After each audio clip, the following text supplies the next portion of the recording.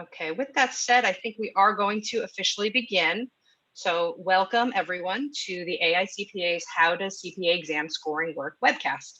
So we know there seems to be some mystery around this topic. So today our presenters will share with you how the scoring process works. They'll address some common misconceptions, and they'll also answer some of your questions throughout, both ones that you submitted in advance when you registered, as well as ones you can submit live during the webcast, which I'll speak to a bit more shortly. I'm Lauren Walter. I'm your moderator for today. I'm a communications manager with the AICPA exams team. We're based out of Ewing, New Jersey. But currently, like many of you, I am based out of my home office at the moment. Now, before we get started, just a few housekeeping items to go over. Jess, if you wouldn't mind going to the next slide. Thank you very much. First, today's presentation will be recorded. You'll receive a link to access it within 24 hours. Also within that email will be links to various resources that we'll be discussing today, as well as other exam-related resources. So don't worry if you miss any website links. Second, we encourage active discussion throughout. So please feel free to submit your questions to us using the Q&A box at the bottom of the Zoom menu. Do not use the chat box to submit your questions. You can upvote questions that others ask by clicking on the thumbs up icon. So if you like the question, give it a thumbs up and maybe it'll make it live to the presenters. I'll be monitoring this throughout and responding as we go, and I'll also pass along some of your questions to our presenters as we pause throughout to take questions. Again, I spoke to the chat box. Only use that if you're having technical issues or if you want to say hello and where you're coming in from. Now, to keep things a little more interactive today, we'll be launching a few poll questions to you throughout the presentation. So we encourage you to keep an eye out for those and respond when prompted. And a note, do not submit your poll question response in the Q&A or chat box. You can respond directly in the separate poll question pop-up window that'll appear. Finally, at the conclusion of today's webcast, you'll be prompted to take a really quick survey, just 5 questions. This is to let us know what you thought of today's presentation. Your feedback is very important to us. It helps shape the format and structure and content discussed in future presentations. So please take a minute or two to fill it out. We'd really appreciate it. Now, to quickly summarize before we move forward, yes, you'll get a recording of today's presentation. Yes, we'll send you links to resources discussed. Submit your questions in the Q&A box. Keep an eye out for poll questions, and please take the brief survey at the end of the webcast. Now, with that said, let's move on to our presenters for today. Just if you wouldn't mind going to the next slide, thank you. We have John Matar, Carl Setzer, and Jessica Lucas, who will each give you a little information about themselves. Hi, I'm John Matar. I'm a director of psychometrics for the CPA exam, and psychometrics just means the science of creating and scoring exams like the CPA exam or the SAT or any other standardized exam. I've been with the CPA exam for 14 years now, and it's been a great privilege working with all the CPA volunteers who help us with the exam. So welcome, and I hope we can provide some helpful information today.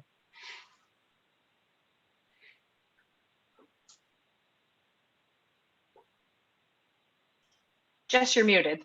Carl, do you want to speak to yourself while Jess works that out? Sure. Hi, everyone. I'm Carl Setzer. I'm a senior psychometrician here at AICPA.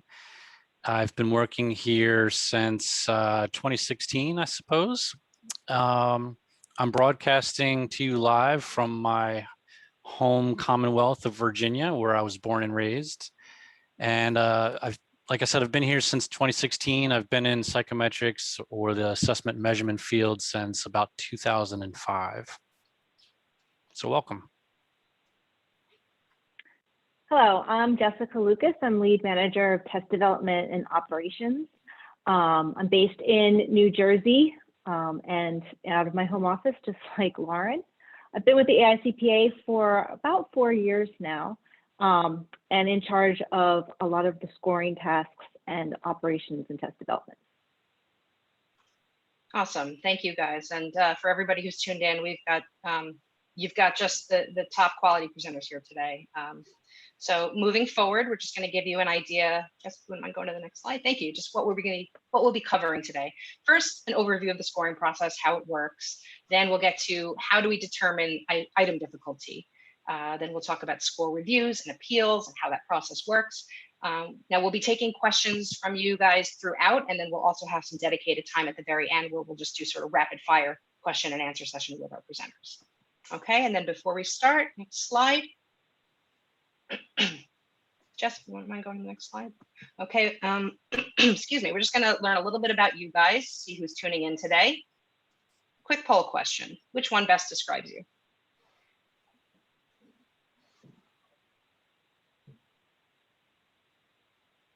Okay, give you guys another few seconds to respond, then I'll show the answers on screen so you can see who your fellow audience members are. Okay, another second, ending polling now, and it looks like majority of you are exam candidates. Many of you are also students, you're kind of maybe getting first into the process, want to learn about how scoring works. Then we've got some review courses, those in academia and other. Okay. And I think we are ready to get started.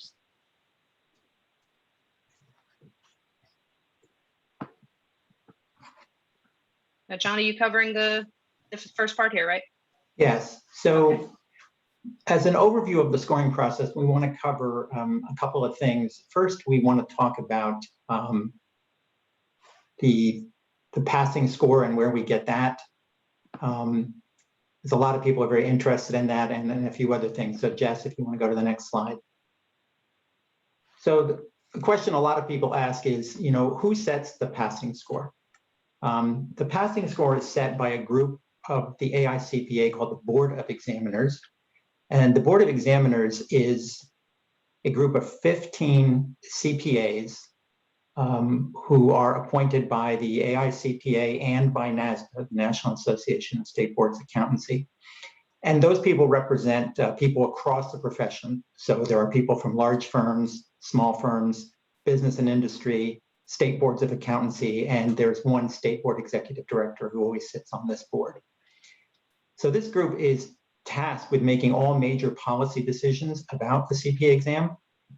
And when they set the passing score, which we'll cover a little bit more detail here, they get input from the National Association of State Boards of Accountancy, psychometricians, people who consult with us as the exams team and provide outside expert guidance on psychometric issues, and a number of CPAs we bring in to conduct studies to get input for a passing score.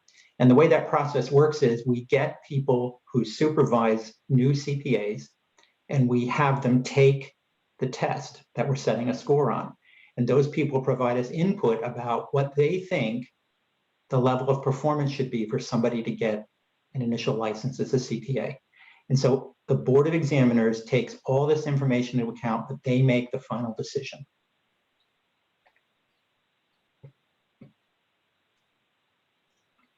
Ready for the next slide, John? Yes, Ann, thanks. Cool. Okay. Okay, we're going to launch another poll question. Here's a quick true or false.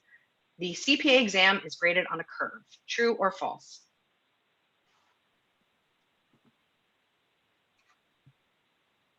And this is probably one of the most common questions we get from candidates. So it'll be nice to address it here. Okay, I'm going to end polling. So it looks like majority of you answered false. And John, do you want to speak to what the actual answer is? Sure. So the answer is that it's false. The CPA exam is not graded on a curve. And Jessica, if you'd like to go to the next slide. The CPA exam is, the passing score is set at 75. Now that's a scaled score. And you may be familiar with scaled scores and other exams that you take. So what that means is it's not a raw score. It's not the number of questions you got right.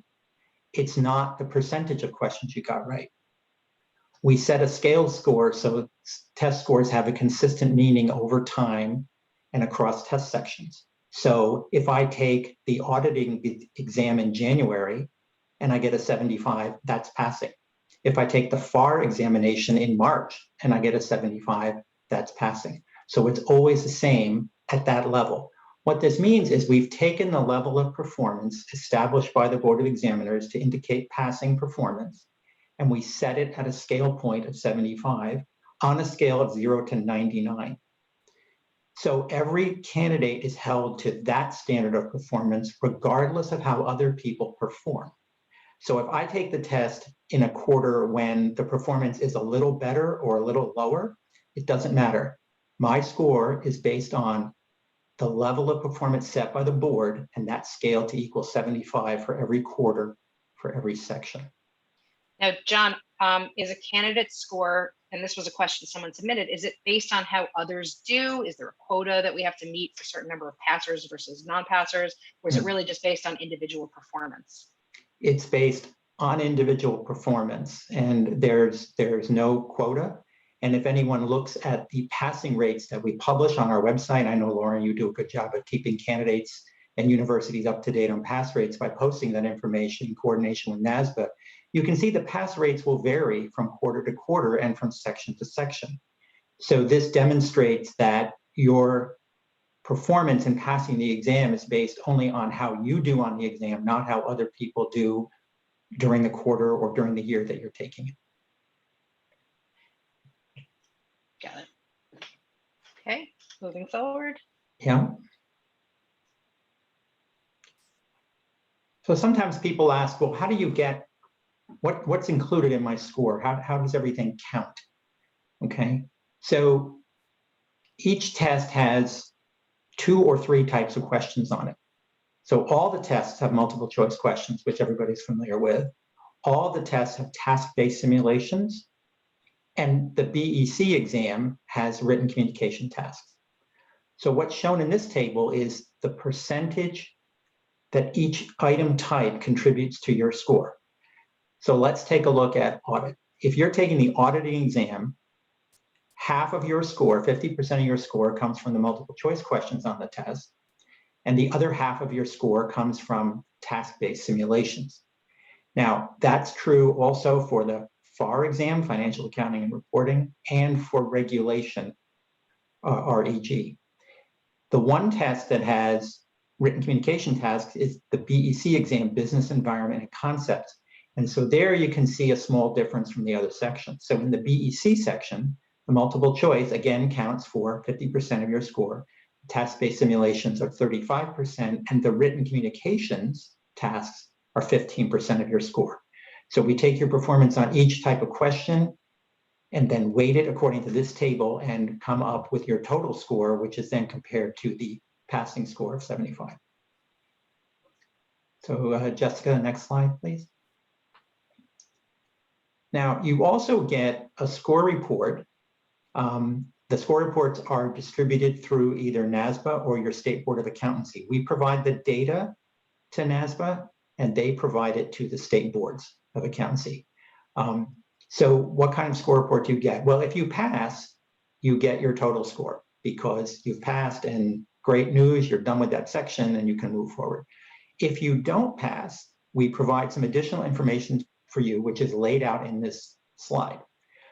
So we give you a comparison to other candidates, and this is just for your information. It doesn't affect the score you got. So I don't want anyone to take this slide as a contradiction to what I said earlier, that your passing performance and your actual score doesn't depend on how other people did. But if you didn't pass the exam, we'd like to give you some idea of how you did compared to other people. So we give it to that information to you in 2 ways. One, by content area, which is parts of the blueprint or the test outline of what are you tested on. And this example is from the auditing exam. So the auditing exam has these 4 content areas, which you're probably familiar with.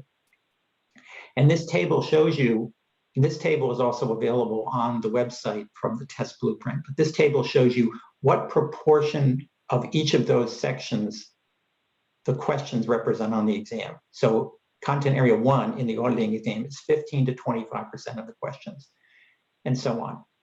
We'll give you a comparison to other people for each content area as to whether your performance was comparable to people who just passed the exam, or stronger than people who just passed the exam, or weaker. And those comparisons are made in relation to the people overall for the past year who were close to passing. So they got between a 75 and an 80. So this is just for informational purposes, so you can see how you did relative to people who were just passing. Now, we also John, give this. Yep, sorry, quick question. Do candidates automatically receive a score report like this when they receive their scores for each section taken? That varies by State Board of Accountancy. In general, the only people that get this report are the people who don't pass. So if you take the auditing exam and get a 78 and you pass, great news, you passed. If you take the auditing exam and you get a 71 or 70 and you didn't pass, you'll get this report, okay? But some states, I'm not sure which ones, Lauren, but I think some states still provide this to people who pass. Now that is under the jurisdiction of the states and not the AICPA. The state boards decide on that level who else might get this report. But I can say that everyone who doesn't pass gets a report like this. Got it. Okay, thank you. Right. And then we give the same feedback, but based now on item type. So you'll know overall on your multiple choice questions across those 4 content areas, how did I do? And for the simulations across all 4 of those content areas, how did I do? So that can be helpful for you. And there's other text on this report and on our website and on the NASBA website to help you interpret this report. And we will be sending links right to our scoring pages after this. So if anything's not clear, we'll link you right to the page and you can have, expanded upon information to read through. And we'll always keep the door open if you have additional questions, and you can email us and we'll be happy to address them after the presentation. Okay, so I think we're ready for our next slide then. And Carl, I think this is where you're taking over here. Yeah, that's correct. So one of the questions that we get a lot is whether or not scoring is an automated process. And the short answer to this question is yes. Scoring is fully automated for all the exam components. Now, this first bullet does indicate that the written communication may not automatically be scored or may not be automatically scored, but in fact it is. Unless there's some unusual circumstances with the response, but that's rarely, if ever, the case. So the written communication responses are scored by a computer grading program, which we calibrate using human graders. But there are some cases when the responses are going to be scored by human graders, all of whom are CPAs. So if your written communication score is close to the cut, close to the passing score, your responses are going to be automatically regraded by human graders after getting the computer generated score. So whenever we have more than one grade for a response, we take the average of those scores as the final grade for your written communication score. But what's really important. Sorry, quick question. If it's an automated process, and this is a question we received from many candidates, why don't they get their scores, immediately? Well, that's a good question. And the short answer to that is just the quality control checks that we go through. There are many layers of quality control that we go through to make sure that the scoring is correct. So, and that's what I was getting ready to say, is that that's really important to know here, and that all the scoring routines, whether they're automated or not, they're verified at various stages of the scoring process. So there's just an extensive amount of quality control. We'd rather have the score right than have it done fast. So that's kind of where we land on that. Okay, so I think I'm going to pass it back to Lauren for a poll question. Yep. Okay, poll question. I think this is our last poll question coming at you in a second. Okay, so items included on the exam that don't count towards your score are called what?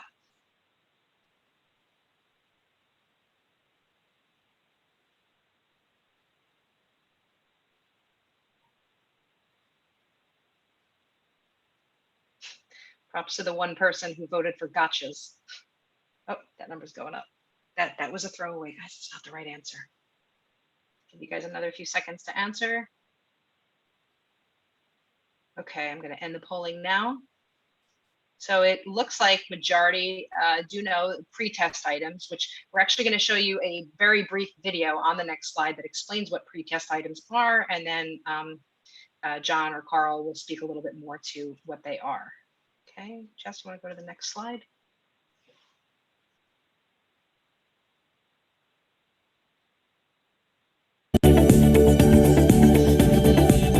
Once items have passed the AICPA internal review process, they are made available for pretest by actual candidates. These items do not count towards a candidate's final score. They allow our skilled measurement experts to collect and analyze real-world performance data about each item. If the stats are good, the items must get final approval by a standing committee of appointed experts before becoming available as scored items on a future exam. At this point, the items have graduated and are ready for candidates to answer with confidence. Okay, so I promise that's going to be the best video Oh, that's that you've seen all day. So let me speak to the pretest questions for a second before we move on. So the CPA exam is going to be like any other high stakes exam. We're constantly updating the pool of items that we can put onto the different forms. And we do this through the pretesting of new items. So what we do is we put new pretest items on each exam so that we can collect the data on them. And then we find out if they're going to work for us or not. So what we're usually looking for is whether or not the items meet certain statistical characteristics so that we know we can score these items and use them on a future exam. And what allows us to do this is the fact that the candidates don't know which items are pre-tests and which items are not. They're very seamless in the exam. So, and then after we've pre-tested the items and looked at how they performed, they're still going to be reviewed by another panel of experts just to make sure that they still want to include these items on the future exam. They've met all the criteria for moving forward operationally. So again, there's lots of different layers of review of the pretest items before they ever get used in scoring. Is there any indication when someone's sitting for the exam that, oh, this must be a pretest item, or, I don't have to answer this? Negative. The candidates will not know which items are pretest items and which are not. There's no indication whatsoever.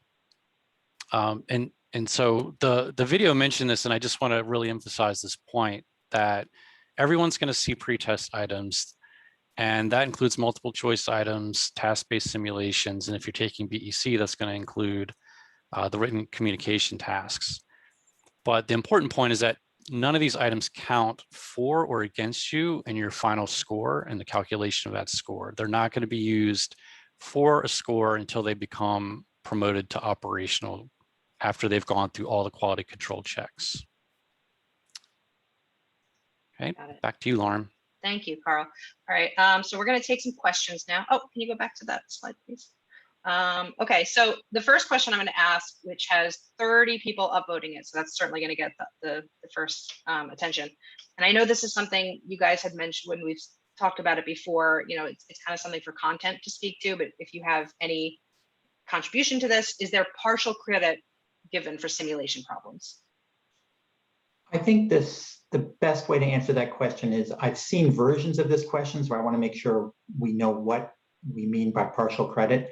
If you think of a simulation as a whole unit, a task-based simulation, most of them have 6, 7, or 8 questions that you have to complete for the whole simulation. So let's take, for example, you get a journal entry with a lot of rows on a journal entry, and you're answering that question. Each question counts independently. So if there are 6 of them and you get 4 right, you get credit for the 4 you got right. So there's not one, it's not a right or wrong for the whole simulation. And so that's, I think, addresses, Laura, the question about, is there partial credit for a whole simulation? We divide up the simulations into individual questions and score those questions one at a time. Got it. Thank you. I hope that addresses that for everyone. If anyone does have follow-up questions, again, in the thank you email that you'll be getting within the next 24 hours, there is an email address included in there. You can feel free to send any follow-up questions on this or any other topic that we're talking about today. Okay, thank you, John. Next question. And I think we addressed this since we've moved to continuous testing. Why can't there be continuous scoring? And I know that comes down to, Carl, as you mentioned, quality control. It's not something that's done, so quickly for a turnaround. Okay.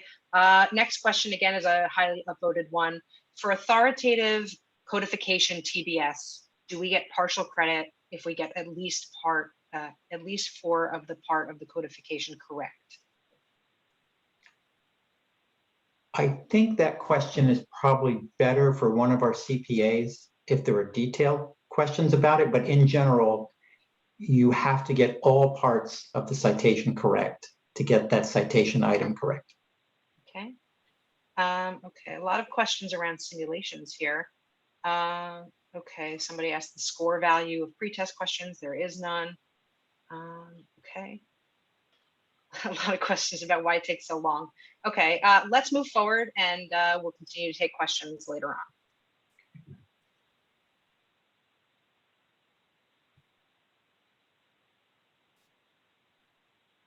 Okay, Jess, can you go ahead to the next slide? I'll be doing this one. So we sometimes notice that we get a lot of questions and confusion over a couple of concepts related to our exam. And so this has to do with how we use a routing system. So I'm going to try to first describe what we mean by that and how that works. And so there's a diagram up here on the screen that you can refer to as I speak to this. So within the multiple choice section, we use what we call a routing system. And what that means is that the first half of your multiple choice section is going to have what we call a moderate level of difficulty on average, okay? So based on how well you do on that first MCQ testlet, if you will, you're either going to get another moderate set of MCQ items, or you're going to get a slightly more difficult set of MCQ items if you've done better. We only use routing in the multiple choice section. We don't use it in the task-based simulations or for BEC in the written communication tasks. So I think where people often get confused is that they think that all of the items in a moderately difficult route are labeled as moderately difficult, or the items in the more difficult route are labeled as difficult. And that's just simply not how it works at all. What we do is we pull a sample of items so that on average, their difficulty is going to be either moderate or slightly higher than that. So all testlets have questions ranging in difficulty. So the questions in the difficult testlets just have a higher average level of difficulty than those in the medium testlets. So, and if you remember back when we were talking about pre-testing, we measure the statistical characteristics of the items, and that includes the item difficulty. And so at the item level, difficulty is not qualified as a category, for example, moderate or difficult. It's measured along a scale. And so what we're doing is we're using those values to create averages for the moderate and the difficult routes. So hopefully that clears up some of that confusion about how we determine difficulty. Jessica, you can go forward. Okay, so I'm going to be talking about score reviews and appeals, and these are two services that we offer after you've received your score if you have questions about it.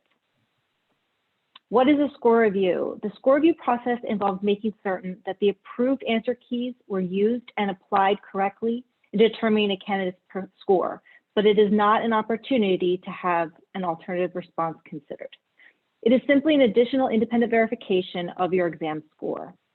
Given all the quality controls that have already been completed, as Carl mentioned earlier in this webcast, it is highly unlikely that your score will change due to a score review.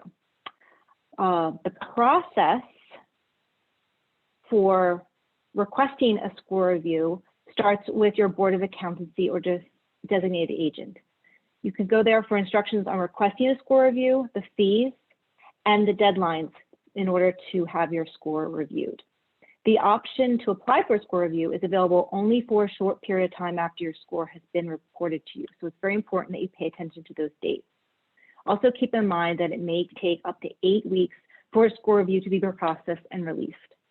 After NASBA submits your request to the AICPA, the AICPA reviews your score and reports the results through NASBA to your Board of Accountancy or its designee.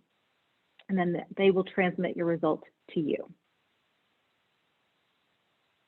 An appeal. So in there are certain jurisdictions that don't allow appeals, but most do. And the process provides you with an opportunity to appeal a failing score. This option enables you to view the multiple choice questions or simulation problems that you answered incorrectly, together with the incorrect response, and to submit comments online. This appeal process does not include written communications for the BEC exam. The confidentiality of the exam requires such viewing sessions to take place only in authorized locations, under highly secure conditions, and in the presence of a representative of your Board of Accountancy or NASBA. You should only consider requesting appeal if you believe there's a question or simulation problem that you would like to challenge. But again, given all the quality controls that have already been completed both in the creation of the content and in the scoring and analysis portion, it is highly unlikely that your score will change.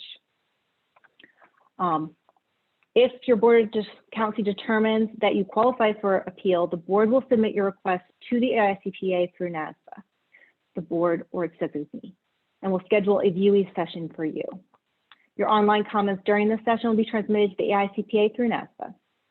After the session, the AICPA will review your responses on the section you're appealing and consider the online comments that you submitted, verify the score, and forward the result to NASBA.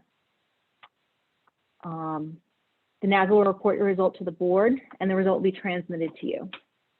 But again, a lot of time and effort and quality control goes into each of our items. So it is unlikely that your score will change for a score appeal as well. In your experience, Jess, has it ever been successful? Has someone ever been successful appealing their score? It is highly unlikely. It has not happened very often in the life of the exam. So it's not that it has never happened, but it is not something that happens often at all. Got it. Thank you. Okay, so with that, we have plenty of time now. You guys have submitted so many great questions, and we are just going to go rapid fire through them, answer as many as we can. And now, John, Carl, Jess, if these are questions where we need to get more information afterwards and share answers afterwards, that's perfectly okay too. Okay, so I'm going to go with some of these more upvoted ones. I'll also be going back and forth with ones you guys submitted in advance. First one, for the TBS questions, are the tougher TBS questions worth more points? For example, is a calculation heavy TBS worth more than a research codification question? Well, it wouldn't be based on those characteristics of the questions. It would be based on statistical characteristics of the questions. So the way we score the exam, if a question is more difficult across all candidates, you do get more credit for answering it correctly, the way we're computing scores. But those categories don't fit what you might see based on those kind of features you listed, Lauren, like whether it's calculation heavy or something else. Like a calculation heavy question could be easy, or it could be difficult, or it could be somewhere in the middle. Okay, some more questions here. And some of these might be better suited for our content team, which just let me know. And for the people who are submitting these questions, feel free to email them to us, and we will direct them to the right people to answer you. Because we do want to be as transparent as we can with how the process works. On simulations, if there are cells to be left blank, should we be putting zeros in those cells, or will they be marked incorrect? What about rounding? What if we put 2 decimal places, but the correct answer is rounded? Will our answers be incorrect? I think that's a good one for CPAs to answer. So as far as I know, even I've been here 14 years, I haven't learned enough about the CPA content to answer that type of question. That's a good question. Yeah, so whoever submitted that question, we will include an email address. Please feel free to share that question, and we'll address it. Okay, here's another question. Are there any BIPOC, Black, Indigenous people of color, on the exam board? Which, they're speaking to the diversity of members of the board. Yes, there are a number of people, different diverse groups on the board, and that's something that NASBA and the AICPA pay attention to in nominating and assigning people to that board, as well as all the volunteer committees who review the questions. That's a good question, yeah. Okay, a lot of pretest questions. Does it take away time from answering the other ones? How many pretest questions are there generally? What percentage that are pretest make it onto a live exam? I know that's kind of a lot I'm shooting at you, so feel free to address as you want. Well, the pretest, It's a very good question about the time. When we decide on the exam design, we take into account the number of pretest questions we're going to put in there, and we make sure there's enough time for people to complete all of the questions. Now, the number of pretest questions is 6 multiple choice per testlet, so that would be 12. And for test-based simulations, it's 1. And for written communications, it's 1. So what that means is if you're taking the auditing section and you see all your task-based simulations, one of them is pretest. You won't know which one, but one of them is.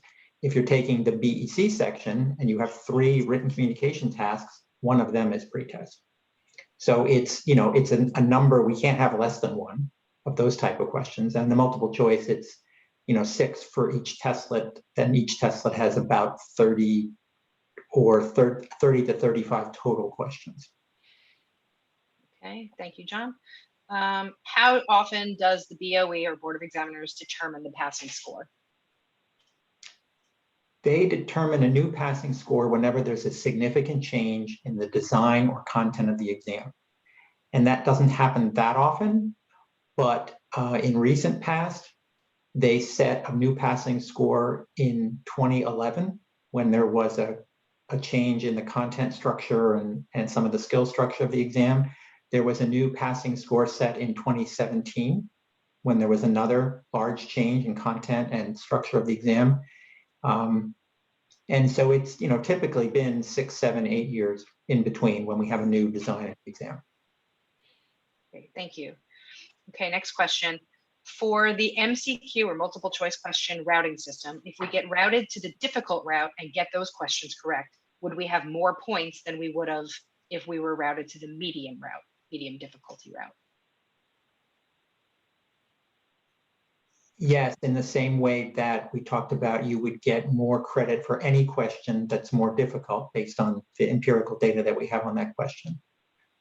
So it's not overall, it's by each question by question. How difficult each question you answer is contributes to the score that you get. I've seen a question come through. If you fail, say you take reg and you fail it, does AICPA somehow keep track of that? And the next time you sit for reg, the exam is easier or harder, or is it really, we have no idea, we don't keep track of that information, you get the test you get?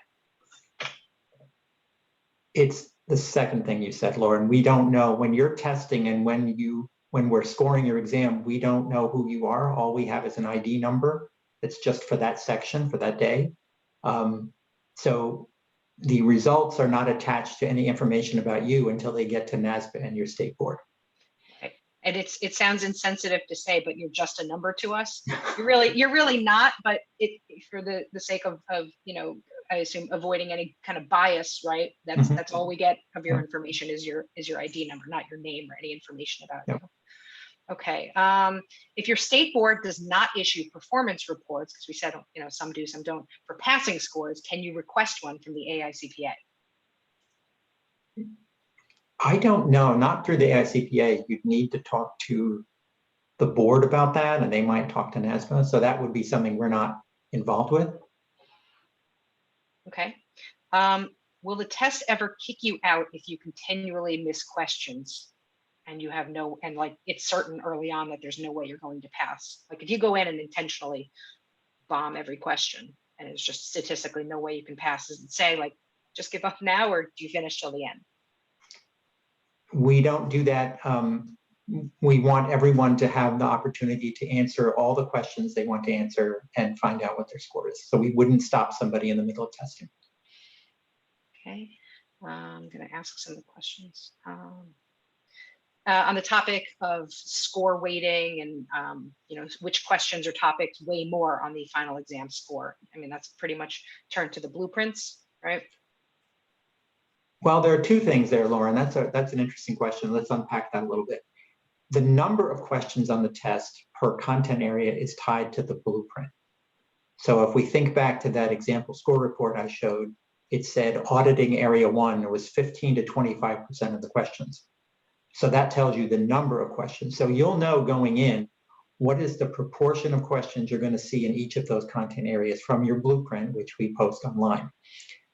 In terms of how much credit or points you get, that's based on the empirical difficulty of the question, regardless of which area it's in. So I could have more questions in area 3 because that has more weight in the blueprint. Some of those questions are going to be difficult. Some of those questions are going to be more in the moderate, and some of them will be a little easier. So there's a mix of those two factors. Got it. Thank you. Okay. Someone asking about written communications.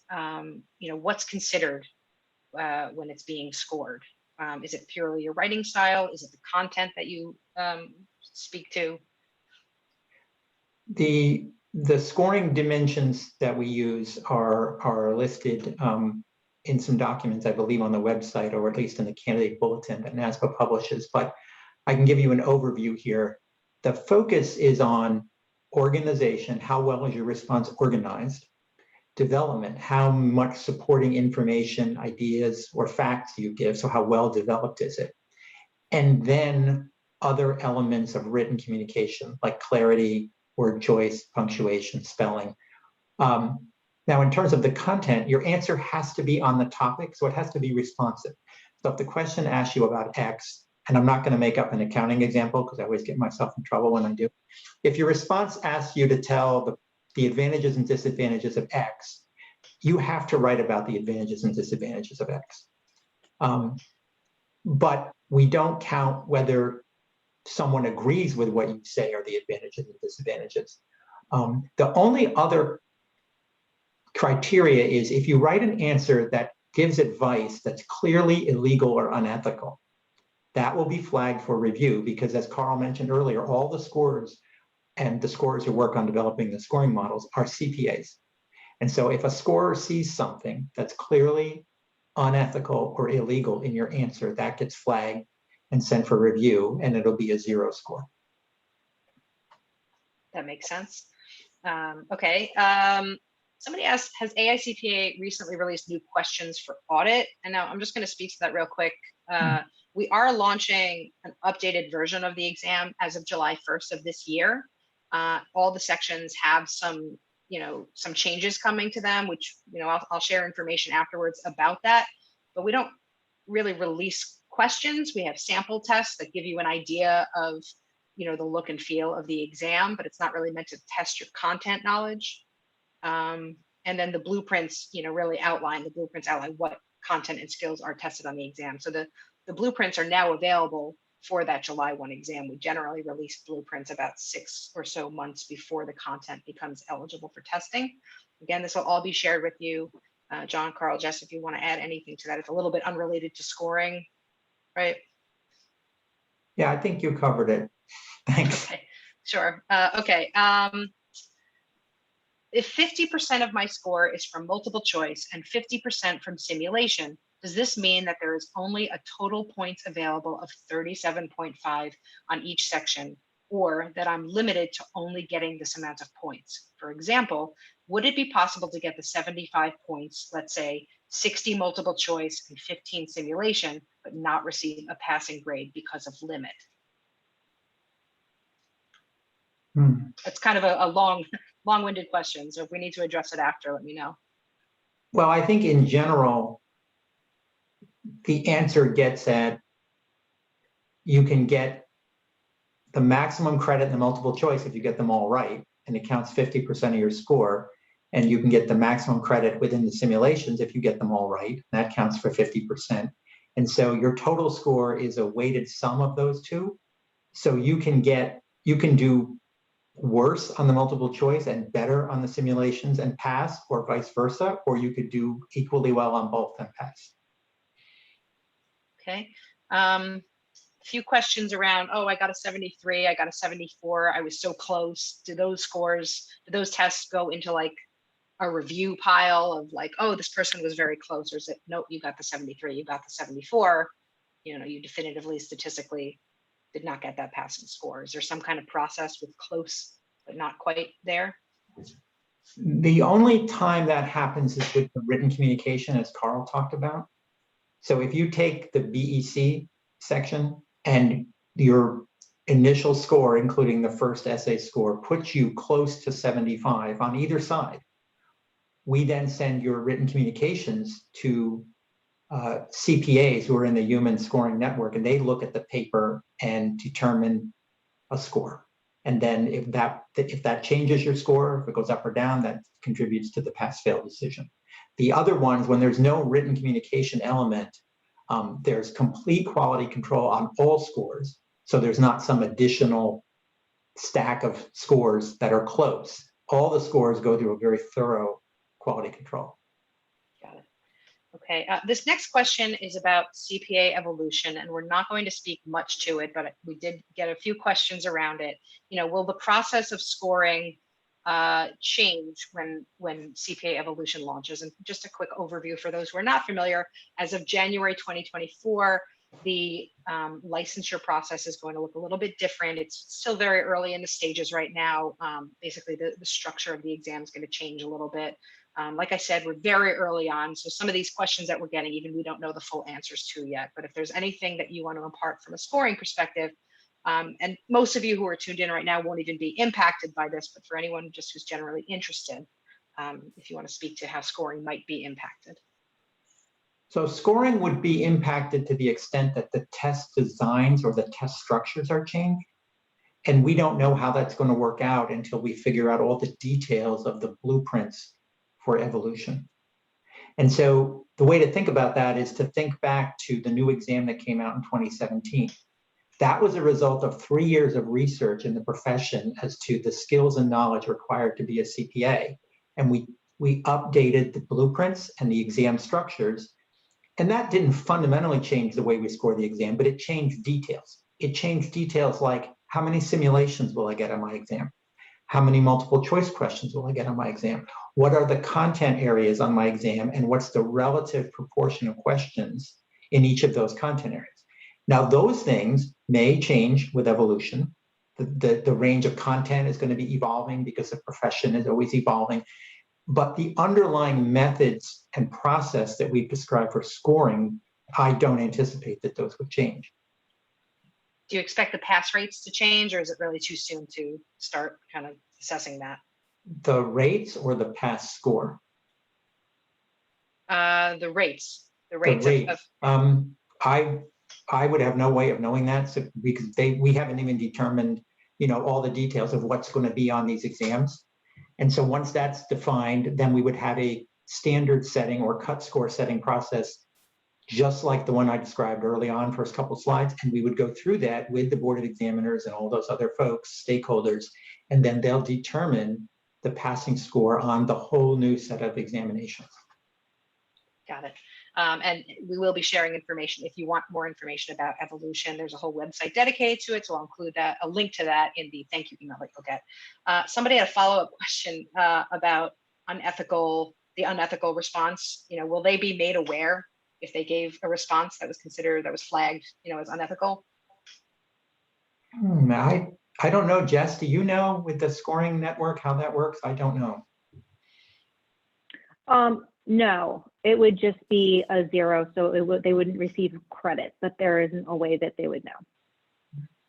Okay, I'm just going to address this next one. What's the best review course to prepare for the exam? I know not scoring related, but I'm going to quickly just say we do not promote or endorse any particular review courses, but we do recognize that many candidates find them very beneficial.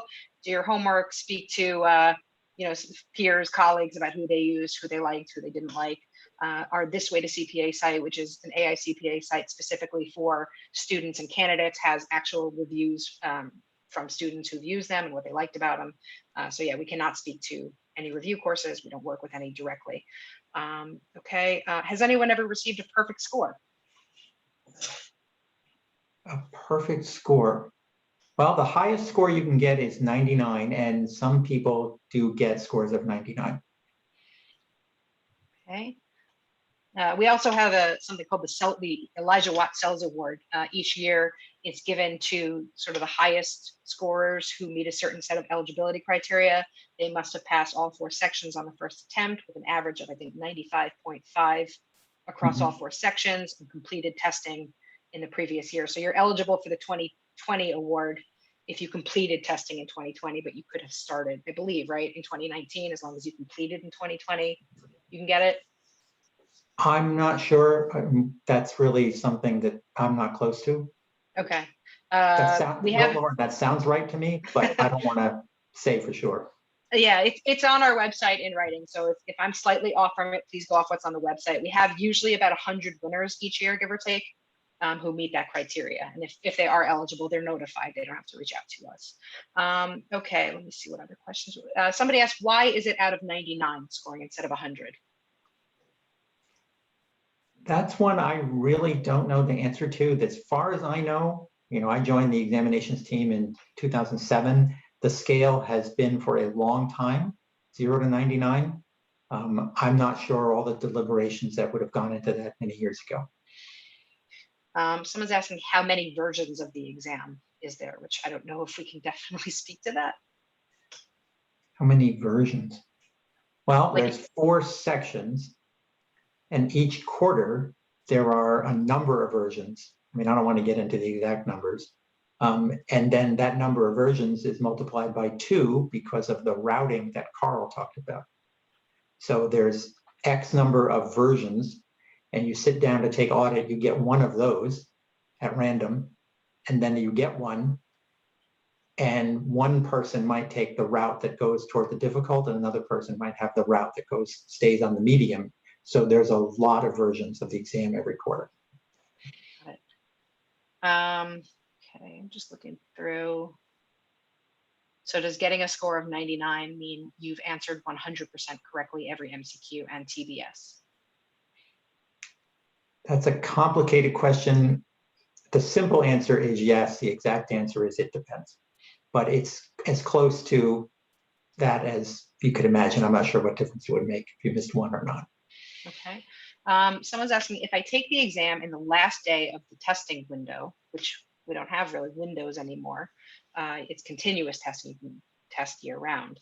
But in terms of score release dates, right, we have, when we release different scores, if I take it in the last day of the testing window, will that affect my score being released within that window? For example, if I'm scheduled to take my exam June 8th, and that's the last day to test in order to get back the score June 16th. That's the whole question. I'm not sure if it's clearly communicated. I think probably the best source of information there, Lauren, is the timelines that you post on the website, because that tells the candidates the testing dates and the score release dates. That's probably the best way to look at that. Yep. And again, we'll be sharing a link to that, so you'll know exactly, if you take the exam on this date, this is when you can expect to get it. Okay. If I don't submit the last testlet because time is over, does it auto submit and count for nothing? Well, you wouldn't have any answers in it, and so we would score it just as if you had submitted it and hadn't answered any, or had submitted it and answered them wrong. Okay. Does NASBA have any impact on the scoring process once it's finalized by the AICPA scoring team? Well, NASBA are the ones who have the candidate information through the state boards. So NASBA associates each result and each score with the candidate and then provides that information to the state boards. But in terms of scoring, they don't. The final determination of a score, the final acceptance of a score is with the state boards. So it's the state boards decide what scores they're releasing. They don't change scores, but it's up to the state boards to release the scores. Okay. You're doing a great job, just like throwing these at you, John. So thank you. A lot of these are content related, so I'm just kind of skimming through them. And again, if you have questions that you submitted that have not been addressed or aren't going to be addressed, just because it's better suited for our content team, please email them to us. We would like to address your question. Someone's asking about how do we determine when questions are retired, when they're ready for retirement, and what happens to them once they're retired. That'd be a good question for the CPAs on our team. Right. I mean, a lot of it is obsolescence if it's not relevant anymore. And I'm not a CPA, so I won't speak too much to it. But a lot of times, retired questions make it onto our sample test. Okay. Did we ask this one already? How does scoring for a simulation work when there are 2 or 3 columns for each specific question? For example, does each specific question horizontally or vertically, or does that not matter? That would be a good question for CPAs too. Okay. So it looks like a lot of these questions are getting kind of specific, and they would be a little better for our content team. So again, if your question wasn't answered, we would like to get it addressed. Just send it to us after the webcast. You'll get an email address you can reply to and say, hey, I submitted this question. It wasn't answered live. Can you please address it? And we'll do our best to get it responded to. So that's it. Thank you everyone for attending today. Thank you to John, Carl, and Jess for presenting to you guys. We really hope you found it helpful and informative. We want to make sure that you walk away feeling supported and had your questions answered.